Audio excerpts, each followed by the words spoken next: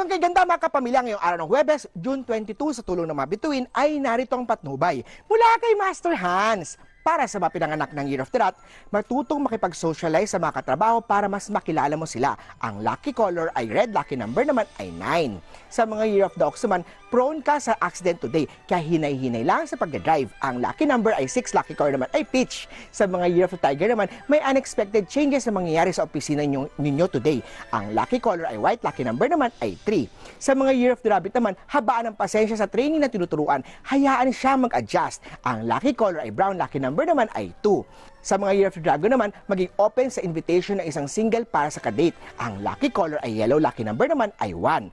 Sa pinanganak ng Year of the Snake naman, huwag maging masungit sa kausap dahil posible mo silang maging kliyente. Ang lucky color ay green, lucky number naman ay 15.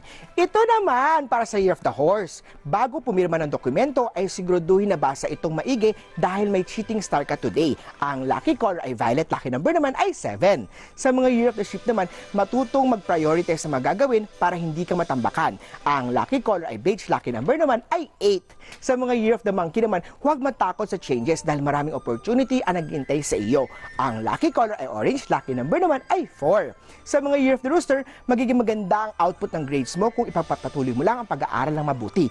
Ang lucky color ay gold, lucky number naman ay 5. Sa mga Year of the Dog naman, kung nahihirapan ka na ay take a break muna. Ang lucky color ay blue, lucky number naman ay 11. At sa mga Year of the Pig, lawakan ang pag-unawa para maayos ang issue ng pamilya. Ang lucky color ay silver, lucky number naman ay 13.